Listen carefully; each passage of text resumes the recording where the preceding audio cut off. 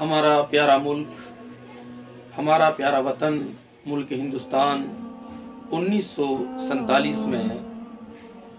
برطانوی حکومت یعنی انگریزوں سے آزاد ہوا، اور اپنے اس ملک کو، اپنے اس پیارے وطن کو آزاد کرانے کے لیے اس ظالم حکمران سے، اس ظالم حکومت سے کوئی تھوڑا عرصہ نہیں بلکہ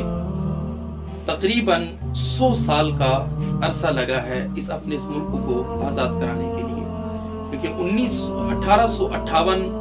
میں جنگ شروع ہوئی تھی، 1947 میں ہندوستان آزاد ہوا، اور اس ہندوستان کو آزاد کرنے کے لیے بہت قربانیاں ہندوستانیوں نے دی ہیں، پیش کی ہیں، خواہ وہ ہندو بھائی ہو یا مسلم ہو، دونوں نے مل کر اس ملک کو آزاد کیا ہے۔ اور اس برطانوی حکومت یعنی اس انگریز نے ہندوستانیوں پر بڑے ظلم کی، بڑی زیادتیاں کی، یہاں تک کہ علامہ فضل خیر آبادی علیہ رحمت و رضوان اپنی کتاب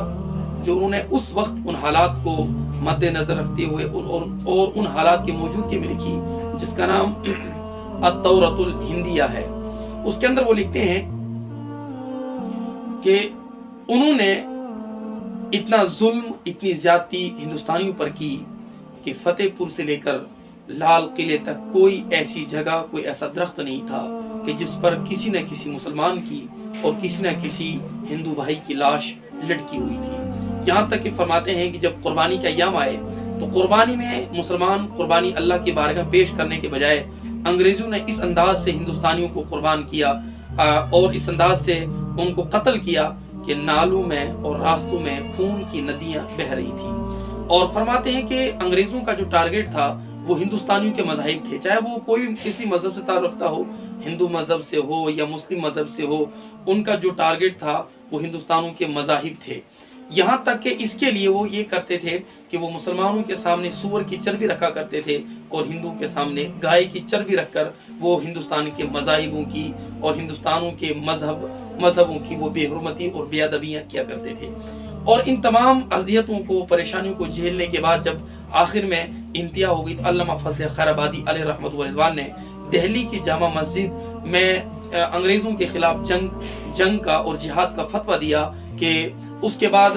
ان کے ساتھ علامہ فضل حق خیر آبادی علیہ رحمت و رضوان کے ساتھ مفتی صدر الدین اور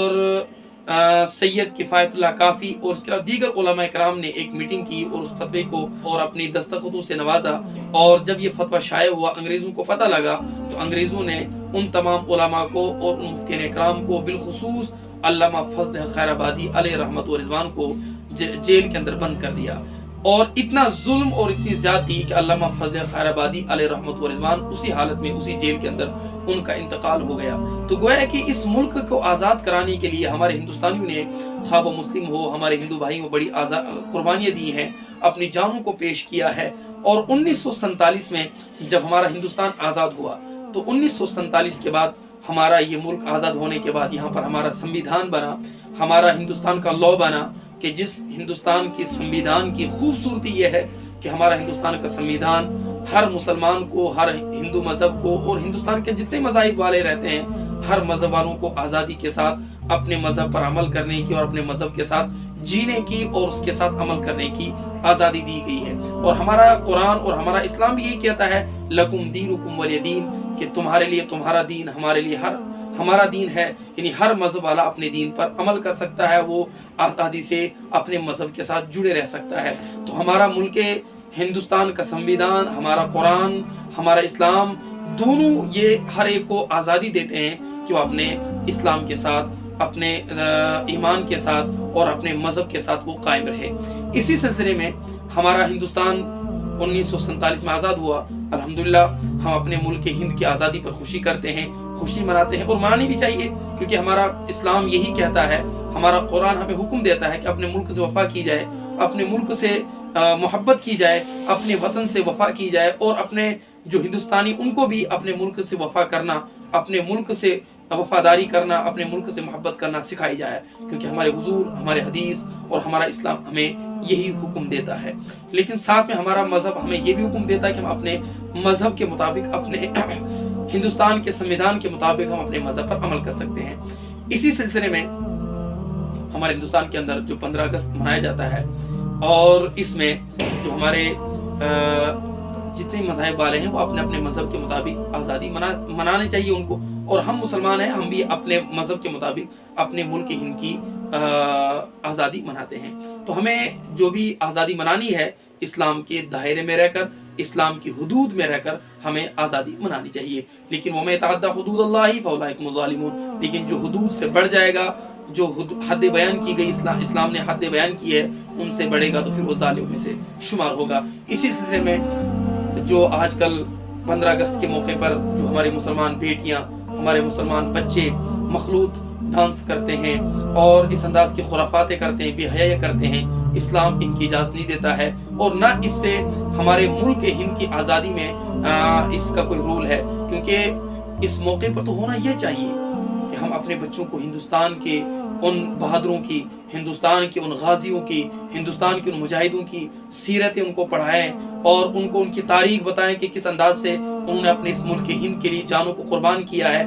اس سے یہ ہوگا کہ جب وہ ہندوستان کے ان بہادروں کی سیرتیں پڑھیں گے تو ان کے اندر بھی اپنے ملک سے وفا کا جذبہ پیدا ہوگا اور اپنے ملک سے محبت پیدا ہوگی، اور اگر ایک وقت آئے گا تو وقت آنے پر یہ ہمارے یہ نوجوان بچے، یہ ہمارے یہ بچیاں اپنے ملک کے لیے جان دینے کے لیے تیار ہوں گے، لیکن یہ اسی صورت میں ہوگا جب ہم ان کو ملک ہندوستان کے